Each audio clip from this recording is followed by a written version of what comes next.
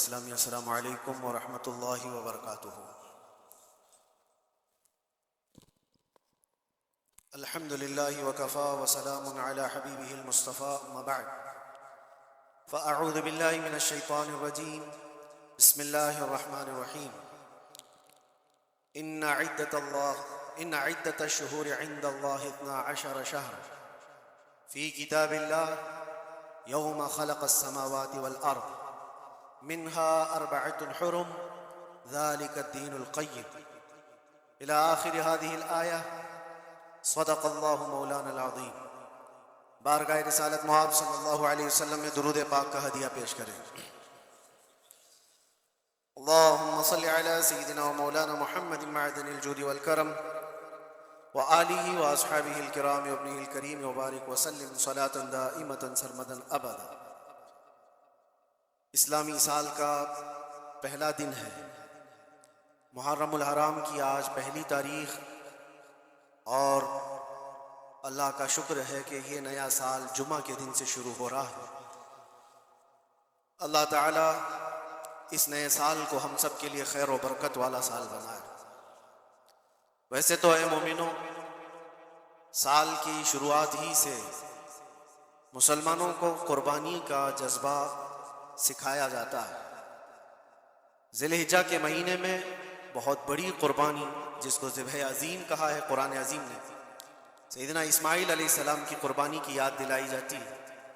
اور محرم آتے ہی شرق و غرب، شمال و جنوب، تمام تر مومنین کے درمیان ایک چرچا مشہور ہو جاتا ہے، وہ صبت رسول، لخت جگر بطول سیدہ فاطمۃ الزہرا کے آنکھوں کے نور سیدنا امام حسین اعظم رضی اللہ تعالیٰ عنہ کی قربانی کے چرچے ہیں۔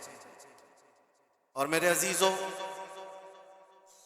صدیاں بیت گئی سیدنا امام حسین کی قربانی کو لے کر، لیکن ذکر اب تک پرانا نہیں ہوا۔ اس حسین اعظم کے چرچے مدینہ طیبہ میں بچپن میں ہی عام تھے۔ صحابہ اکرام رضوان اللہ تعالیٰ علیہ مجمعین دیکھتے تھے، کبھی حضور صلی اللہ تعالیٰ علیہ وسلم مسجد نبوی تشریف لاتے تو یہ دونوں شہزادے حضور کے جبے پر لٹکے ہوئے آتے تھے۔ کبھی حضور ممبر پر کھڑے ہیں تو ایک شہزادہ حضور کے ایک قدم کو پکڑا ہے، دوسرا دوسرے قدم کو پکڑا ہوا۔ یہ تو ان کی پرورش تھی جو بچپنے کی تھی۔ صحابہ ان کی اس بچپنے پر رشک کیا کرتے تھے، اور صحابہ اکرام رضوان اللہ تعالیٰ علیہ مجمعین ادب حد درجے کا کرتے تھے۔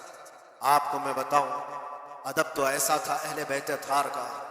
امام حسین کی عمر چھوٹی سی تھی، امام حسین، اور ایک زمانہ ایسا تھا جب حضور پاک صلی اللہ علیہ وسلم کے وصال کے بعد حضرت ابو بکر کا زمانہ آیا، 2.5 سال آپ نے خلافت کی۔ پھر اس کے بعد حضرت عمر کا دور خلافت شروع ہوا، اور حضرت عمر کے دور خلافت کو کون نہیں جانتا؟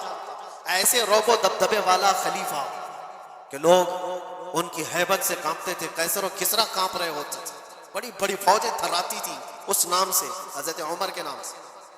ان کے دور خلافت میں ایک بار ایسا ہوا تھا کہ حضرت عمر کے بیٹے ہیں عبداللہ، اور ان کا اور حضرت امام حسین کا بچپن میں کچھ جھگڑا ہوا۔ چھوٹی عمر تھی، امام حسین کی بھی عمر چھوٹی تھی، عبداللہ کی عمر بھی چھوٹی تھی، دونوں تکرار کرتے رہے، کچھ نہ کچھ بات چیت ہوئی ہوگی۔ تو حضرت حسین نے حضرت عبداللہ کو غصے میں یوں کہا، تو کیا مجھ سے بحث کرتا ہے؟ تیرا باپ تو میرے نانا کا غلام تھا، خلیفہ وقت ہیں وہ، اور ان کو اس طرح سے کہا تیرا باپ آج جو خلیفہ ہے وہ میرے نانا کا غلام تھا۔ حضرت عبداللہ کو یہ بات لگی، کہا میں یہ شکایت امیر المومنین سے کروں۔ وہ دوڑ کر کے آئے، خلیفہ وقت ہے جس کے سامنے کھڑے ہونے کے لیے اچھے اچھے کانپ جاتے تھے۔ بیٹے نے آ کر کے کہا حضرت عمر فاروق سے کہ ابا آج میری حسین سے تکرار ہوئی، اور جھگڑے میں انہوں نے مجھے یوں تانا مارا کہ تیرا باپ میرے نانا کا غلام تھا۔ حضرت عمر اتر آئے کرسی سے اور کہا کیا حسین نے ایسا کہا؟ کہا بالکل ایسا ہی کہا۔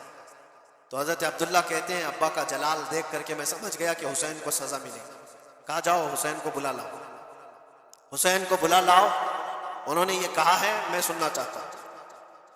حضرت عبداللہ دوڑے ہوئے گئے، چند اور لوگ بھی ساتھ میں آ گئے کہ حسین کی پیشی ہو گئی ہے خلیفہ وقت کے دربار میں، امیر المومنین عمر بن خطاب نے طلب کیا ہے۔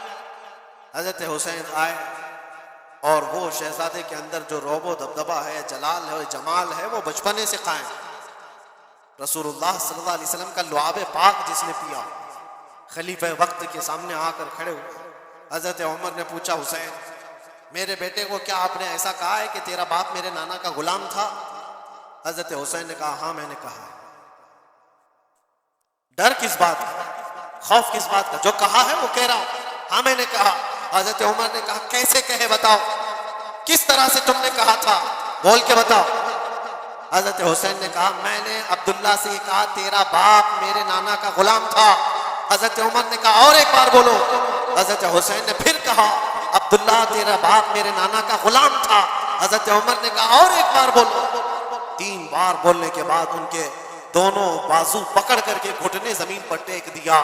حضرت امیر المومنین کہتے ہیں میری بخشش کے لیے تمہارے جملے ہی کافی ہو گئے. آپ نے جو مجھے سند دی ہے اے حسین، بس یہ جملہ کل قیامت کے دن بھی کہہ دینا، جب میرا حساب ہو رہا ہو تو اتنا کہہ دینا عبداللہ کا باپ عمر میرے نانا کا غلام تھا. اس لیے کہ رسول کریم صلی اللہ علیہ وسلم نے فرمایا ہے الحسن والحسین سیدا شباب اہل الجنہ، حسن اور حسین جنتی جوانوں کے سردار ہیں. یہ جسے اجازت دے دیں وہ جنت میں چلا جائے گا، جسے یہ کہہ دیں وہ کہ میرے نانا کا غلام ہے. مجھے بتاؤ میرے عزیزو، اس حسین اعظم کی بات میں کر رہا ہوں، وقت کا بارعب خلیفہ امیر المومنین عمر ابن خطاب جن کے سامنے گھٹنے ٹیک کر کے بیٹھے اور کہیں یہ جملہ دوبارہ کہو، ان کا مقام کیا ہو سکتا؟ حد درجے کا ادب صحابہ اکرام کے اندر تھا. اور ایک مرتبہ ایسا بھی ہوا تھا، حضرت عمر ممبر پر کھڑے تھے، حضرت امام حسین اپنے گھر سے دوڑتے ہوئے آئے. یہ وہ منظر تھا جب انہوں نے اپنے نانا کو ممبر پر خطبہ دیتے ہوئے سنا ہے. زمانہ انہوں نے آنکھیں کھولی ہیں حضور کی گود میں، بچپنا پایا ہے رسول اللہ کے گھر میں، اور دیکھا ہے سب سے پہلے خطبہ دیتے ہوئے تو اپنے نانا کو دیکھا تھا. لیکن جب رسول کریم صلی اللہ علیہ وسلم کی وفات ہو گئی تو پورا اندھیرا سا چھایا ہوا تھا. حضرت امام حسین ان کے متعلق ہے کہ ایک بار حضرت عمر ممبر پر کھڑے تھے، وہ دوڑتے ہوئے آئے مسجد میں. حضرت حسین کو ایسا لگا کہ رسول اللہ خطبہ دے رہے ہیں. وہ یادیں کہاں سے جاتی جو رسول اللہ کو خطبہ دیتے ہوئے دیکھا تھا. دوڑتے ہوئے آئے، دیکھا عمر فاروق خطبہ دے رہے ہیں تو چیخ کر کے کہا کہ آپ میرے نانا کے ممبر سے اتر جاؤ، یہ میرے باپ کا ممبر ہے، اپنے باپ کے ممبر پر جاؤ، تمہارے باپ کے ممبر پر جاؤ. حضرت عمر اتر گئے، یہ نہیں کہ خطبہ قائم رکھا، فوراً اترا اور شہزادے کو پکڑ کر کے رونے لگ گئے. سچ کہا ہے حسین، یہ ممبر تو تمہارے گھر کا ہی ہے، یہ ممبر تمہارے باپ کا ہے، تمہارے نانا کا ہے، اور انہوں نے یہ عزت بخشی ہے ہمیں کہ ہم اس ممبر پر کھڑے ہوتے ہیں. اگر آپ اجازت دیں تو میں خطبہ دوں، ورنہ میں یہی بیٹھا ہوں. یہ مقام تھا امام حسین. بچپنے کی بات کر رہا ہوں. پھر انہوں نے کہا آپ خطبہ دیں. حضرت عمر خطبہ دینے لگے. عزیزان گرامی، رسول کریم صلی اللہ تعالیٰ علیہ وسلم کے اس عظیم خانوادے کی بات کر رہا ہوں.